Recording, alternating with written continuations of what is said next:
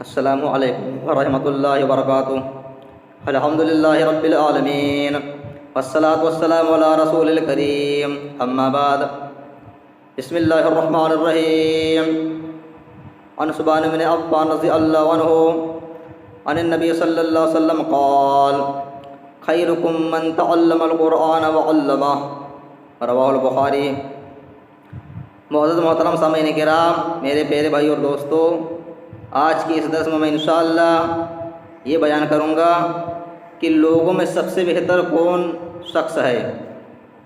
اس کی میں انشاءاللہ تھوڑی سی وضاحت کروں گا۔ تو آئیے معلوم کرتے ہیں کہ لوگوں میں سب سے بہتر کون ہے۔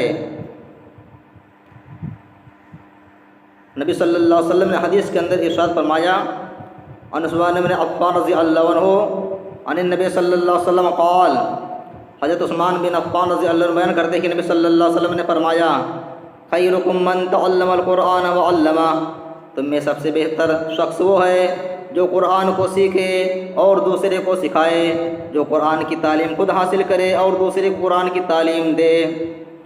یہ نبی صلی اللہ علیہ وسلم نے اس حدیث کے اندر بیان فرمایا کہ تم میں سب سے بہتر وہ ہے جو قرآن کو سیکھے اور دوسرے کو قرآن سکھائے۔ لیکن آج ہم اور آپ غور کریں، سوچے ذرا کہ مور آپ نے کتنا قرآن سیکھا، کتنا قرآن کو پڑھا اور اپنے بچوں کو کتنا قرآن کی تعلیم دیا۔ تو اگر ہم اور آپ غور کریں گے تو ہمیں معلوم چلے گا کہ قرآن کی تعلیم کے پیچھے میں سلسلے میں ہم اور آپ بہت پیچھے ہیں۔ قرآن کی تعلیم کے سلسلے میں ہم اور آپ بہت پیچھے ہیں، پڑھنے میں، اپنے اولاد کو قرآن کی تعلیم دینے میں۔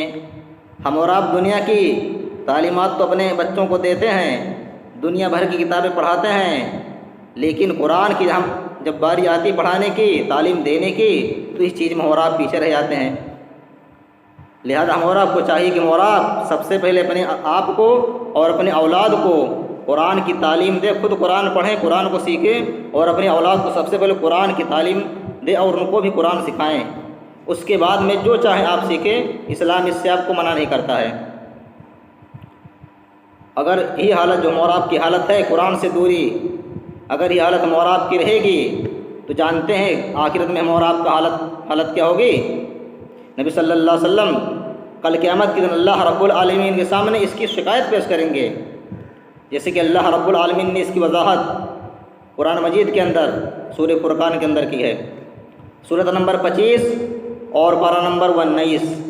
پارے کا نام وقال الذین لا یرجون لقاءنا وقال الرسول یا رب ان قوم اتخذوا هذا القرآن مہجورا۔ اور کل قیامت کے دن نبی صلی اللہ علیہ وسلم اپنے رب کے سامنے شکایت کریں گے، یا رب ان قوم اتخذوا هذا القرآن مہجورا، اے ہمارے پروردگار، اے ہمارے رب، میرے قوم کے لوگوں نے اس قرآن کو چھوڑ رکھا تھا، اس کو پڑھنا چھوڑ دیا تھا، اس پر عمل کرنا چھوڑ دیا تھا، اس قرآن میں غور و فکر کرنا چھوڑ دیا تھا۔ تو نبی صلی اللہ علیہ وسلم کل قیامت کے دن ہمارا اللہ رب العالمین کے سامنے شکایت پیش کریں گے کہ ہمارے رب، ہمارے پروردگار، میرے قوم کے لوگوں نے قرآن کو چھوڑ رکھا تھا۔ تو غور کیجئے اس وقت ہمارے اور آپ کی حالت کیا ہوگی۔ اس لیے اور آپ کو قرآن سے جڑنا چاہیے اور سب سے پہلے ہمیں اپنے بچوں کو، اپنے اولاد کو قرآن کی تعلیم دینا چاہیے۔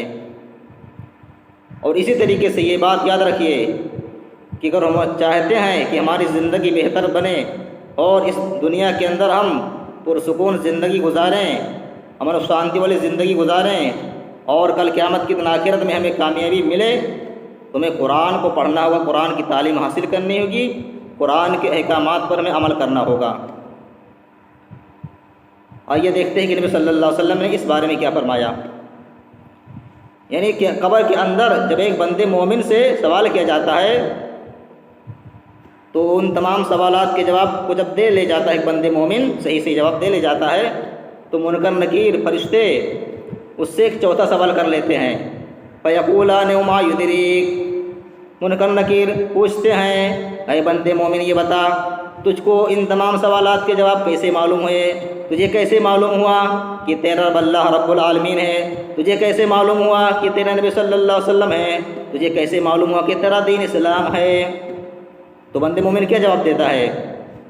فیقول قرأت کتاب اللہ فآمنت بہ وصدقت، میں نے قرآن مجید کی تلاوت کی، میں نے قرآن مجید کو پڑھا اور اس پر ایمان لایا اور اس کی تصدیق کی، اس کی باتوں کو میں نے سچ جانا، سچ مانا اور اس کی باتوں پر میں نے عمل کیا، اسی وجہ سے مجھے ان تمام سوالات کے جواب معلوم ہو گئے ہیں۔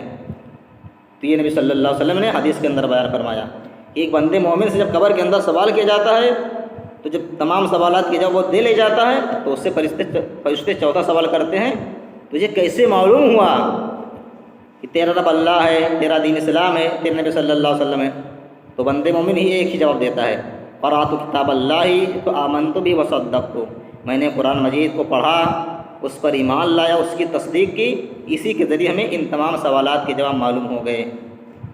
اس سے بات ثابت ہوئی کہ آپ اگر آخرت میں کامیاب ہونا چاہتے، قبر کی منزل میں کامیاب ہونا چاہتے ہیں، تمہیں قرآن پڑھنا ہوگا، قرآن کو سیکھنا ہوگا، قرآن کی باتوں پر ہمیں عمل کرنا ہوگا، تبھی ہم کامیاب ہو سکتے ہیں۔ تو آئیے آخر میں اللہ رب العالمین سے دعا کر لیتے کہ اللہ رب العالمین ہم اور آپ کو زیادہ سے زیادہ قرآن مجید کو سمجھنے اور سیکھنے کی توفیق عطا فرمائے، اور ہم اور آپ کو قرآن مجید کے احکامات پر، اس کی باتوں پر ہمیں عمل کرنے کی بھی توفیق عطا فرمائے، اور جب تک اللہ رب العالمین ہمیں زندہ رکھے اس دنیا میں، اسلام پر رکھے، جو ہماری موت ہو، ہمارا خاتمہ ہو تو ایمان پر ہو، آمین۔ وآخر دعوانا الحمد للہ رب العالمین۔ السلام علیکم ورحمۃ اللہ وبرکاتہ۔